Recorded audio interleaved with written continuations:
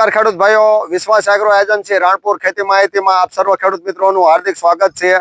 આજે અમે રાજપરા મુકામે જે શીરીના ફિલ્ડ વિઝિટની મુલાકાતે રાજપરા તથા બુબડીના આજુબાજુના ખેડૂત મિત્રો એકત્રિત થયા છીએ। તો જે આ વર્ષે માન્ય શ્રી ગણેશભાઈ કાળુભાઈ મેટાળિયા, પછી એમના કાકા તથા એમના બાપુજી અને ઘણા બધા ખેડૂત મિત્રો એકત્રિત થયા છે અને અહીંયા ફિલ્ડ વિઝિટમાં જોવા ભેગા થયા છીએ કે ભાઈ આજે શીરી કપાસ બિયારણ છે જે નુજુવડું સીડ્સનું આવે છે। ટૂંકમાં બિયારણ વિશે વાત કરું તો વહેલી પાકતી જાત છે, રોગ જીવાત ઓછો લાગે છે। અત્યારે આ જોવા જઈએ એક એક છોડમાં 100 થી 125 130 ની આજુબાજુ ઝીંડવા છે। મેં મારી નજર સમક્ષ અને મારી રૂબરૂમાં ગણેલા છે અને અહીંયા જોઈ શકાય છે। કેમેરામેન નજીકથી બતાવજો ઝીંડવા કેવા છે અને આખું ખેતર આમ ઝીંડવા પણ એટલા છે અને આખું ખેતર એકદમ લીલુંછમ જેવું દેખાય છે। આ છે નુજુવડુના શીરી બિયારણની કમાલ।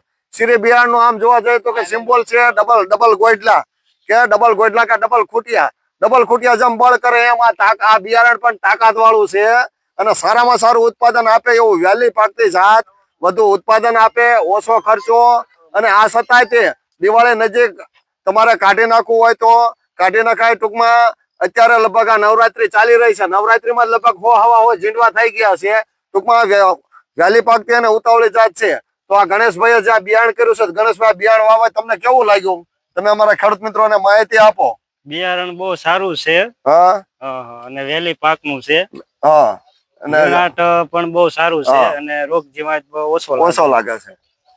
તો આમ તમારી દ્રષ્ટિએ વાવાય જેવું ખરું? હા, ઝીંડવા હારા થાય છે।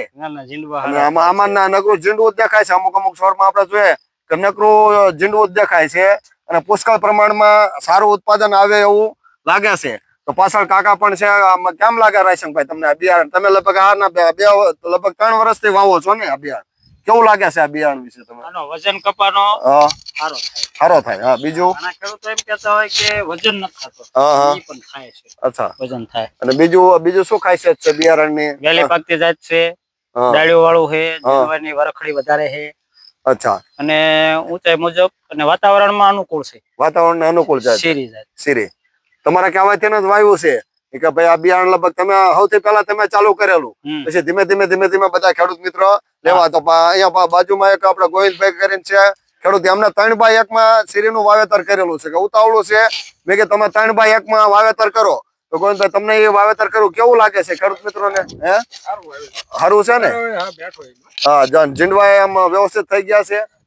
હા, 3 વર્ષ વાવી છે પણ આપણે હોલ ઠેલી વાવ્યું છે 11 આગલી સાલે 8 ઠેલી। અચ્છા, આ વખતે હોળ ઠેલી વાવ્યું છે અને 3x1 માં વાવેતર કર્યું છે ને નજીકમાં ઉતાવળું। તમારે દિવાળીએ કાઢી નાખવું હોય તો કાઢી નખાય, બરોબર? હા, તો રણછોડભાઈ તમને કેમ લાગ્યું આ બે જોઈને? બિયારણ બહુ સારું છે। સારું છે ને? હા, બિયારણ બહુ સારું છે, વહેલી પાકતી જાય છે, બરોબર? હા, અને રોગ જીવાત ઓછી રહે છે। તમે મને યાદ છે તમે ખાલી ઠેલી લઈને આવ્યા હતા, ડબલ ગોયલા વાળું દુકાને ગયો તો મેં કીધું આ મને બિયારણ દો, ડબલ ગોયલા વાળું કે આપો કે બીજું તમારે જે દેવું હોય પણ કે ડબલ ગોયલા મને આપો। બિયારણ બહુ સારું છે।